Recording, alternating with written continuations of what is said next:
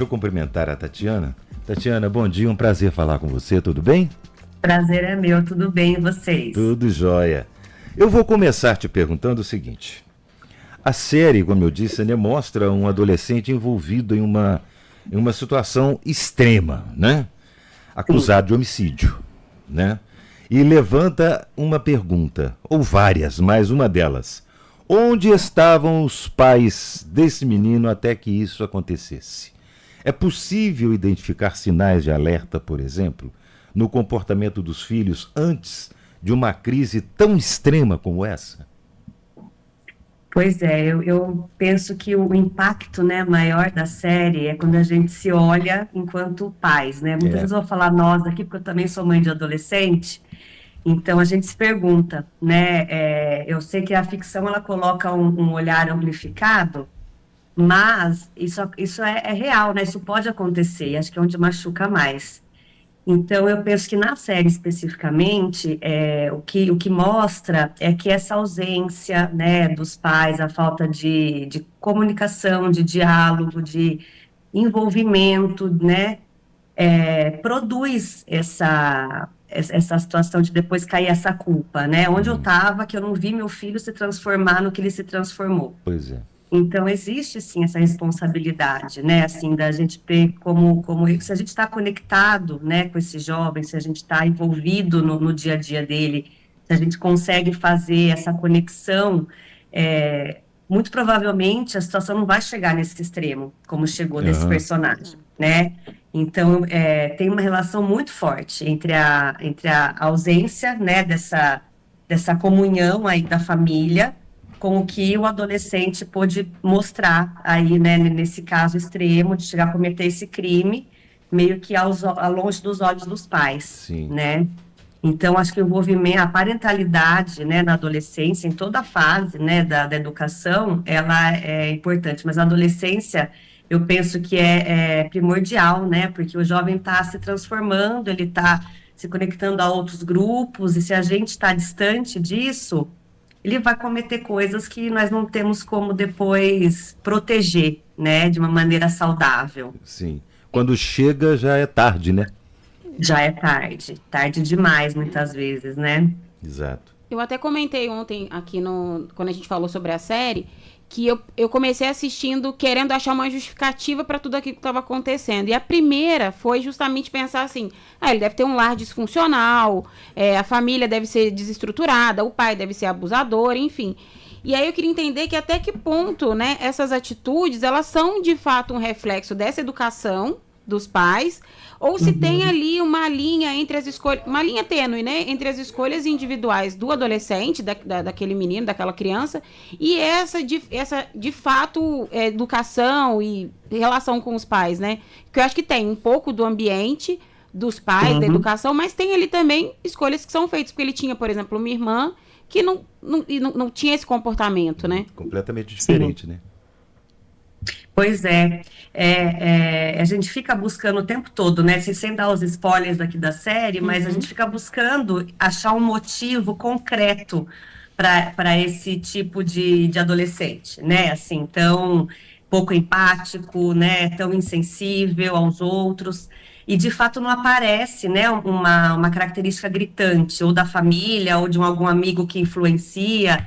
E isso é o que mostra para a gente o quanto hoje o adolescente se conectar a um outro ambiente que é muito diferente do ambiente que ele tem em casa, consegue tomar conta, né, dos comportamentos dele ali. Então, provavelmente esse personagem, né, esse menino, ele tinha as suas fragilidades, como os adolescentes têm. Né? Então, em relação à própria autoestima, a si mesmo, e aí, de repente, ele encontra, né, no grupo ali da internet, né, nessa questão de um grupo formado a partir de pessoas assim também, né, fragilizadas e instigando ali, né, atitudes violentas, um lugar de acolhimento. Então, se ele encontrou nesse grupo esse acolhimento, é sinal que a família não estava atenta a isso. É. Então, a gente precisa fazer esse balanço, né? Então, o adolescente não é de hoje que ele está rompendo as regras, né? Adolescente é assim, desde que o mundo é É mundo. característica da É adolescência, né? característico da Tomara que a mãe não esteja adolescência, ouvindo. né? Então, a gente precisa encarar isso. É uma fase em que as mudanças são muito expressivas. A gente vai romper regras. Você quer Isso transgredir, não é? você quer transgredir, isso é parte dessa afirmar. fase, né? Eu acho que uma adolescência saudável, ela traz essa motivação, né? De Uhum. se encontrar, de romper as regras. Mas o problema, que acho que a série traz, é que um adolescente saudável vai fazer isso. O lugar que ele está fazendo isso é que está sendo o problema, Ah, né? Então, se ele está rompendo essa regra num lugar distante de né, de um limite, de uma coerência, de um suporte emocional, ele vai romper e vai trazer essa consequência devastadora. Então, ele vai estar envolvido num grupo em que incitar a violência, em que se importar menos com a vida do outro. Isso é possível, isso é reforçado, né? Isso é valorizado. Por isso que pode diga. concluir, não, por favor, conclua. Né? Por isso que acho que traz essa à tona, né? Essa bomba, né? Dele se transformar em alguém assim tão abominável. E eu fico pensando o seguinte, os pais, por exemplo, se perguntando, né, se estão errando ao impor limites ou se estão ausentes emocionalmente, equilibrar a autoridade com acolhimento na forma de criação. E tem um outro fator hoje também que eu acho que interfere demais, que é a questão da internet, né, das redes sociais. Coisa que a minha adolescência, por exemplo, não teve. Né? Então é diferente isso tudo. Até que ponto os pais tem que proibir, né? Tem que proibir total, ou, né? Impor limites, por exemplo. Pois é, você vê tanto para o adolescente, isso é novo, quanto para os pais educarem um adolescente nessa era digital é novo também. Né? Então a gente precisa olhar para isso. Nós estamos aprendendo enquanto pais o que eles já nasceram sabendo fazer, que é mexer na internet. Então, a gente precisa, sim, educar com limites. Eu acho que os extremos nunca são positivos, nem a permissividade total de deixar sem controle, nem muito, né, nem o autoritarismo também, aquela educação com medo, né, com aquelas repreensões meio infundadas. Eu penso que o caminho do equilíbrio, que é a parte mais difícil a gente conseguir dosar, né, onde eu estou pesando a mão, onde eu estou sendo permissivo demais. Mas a gente tem que entender isso, né? Nós estamos também aprendendo com o adolescente como é que é viver nesse mundo digital, como é que ele se constrói enquanto ser humano, tendo esse bombardeio de informações o tempo todo. Então, não dá para o pai deixar o filho lá no quarto e se virar sozinho com isso, porque é um universo muito sombrio, né? Se é difícil para eles, imagine para a gente que não tem essa vivência. Exato. Então tem que ser feito um passo de mãos dadas, né? Acho que tem que estar o pai e o filho sempre muito juntos, mas sim, colocando limites. Eu penso que isso é a educação que dá certo, né? Acho que não é aquele limite punitivo, repressor, mas é um limite de acompanhamento, né? Porque a gente é que vai saber, o adolescente ele está descobrindo, ele não tem condição cerebral ainda de decidir por ele mesmo o que é bom e o que não é. Tem que ter um adulto na relação ali para fazer esse controle, né? Exato. E é um universo paralelo, né? A série deixa isso muito claro. A gente vai tentar aqui dar o mínimo, né, de spoiler. A gente quer instigar realmente a discussão e que as pessoas assistam. Mas fica muito claro um universo completamente diferente. Os pais não têm ideia do que está acontecendo. Né? Tem não é um spoiler, tá? Acho que até em um dos trailers, que a mãe fala, mas ele estava em casa. Até então, ele estava em casa, com os amigos, na internet. Então, assim, e aí, mesmo na internet, os pais estão na internet de uma forma completamente diferente dos filhos hoje. Então, assim, a gente interage de um jeito, a minha geração de um jeito, a geração da minha mãe de um outro jeito, e os meus sobrinhos já têm um outro acesso. E a gente não consegue pegar com eles, às vezes, esses pormenores, as gírias, né? Como é que os pais podem fazer, né? Tipo, eles conversar, eu acho que a conversa, o acolhimento, tentar entender, me conta, o que a gente consegue dar aí de orientação, tentar dar alguma, não sei se uma dica, um acalento para esses pais, né?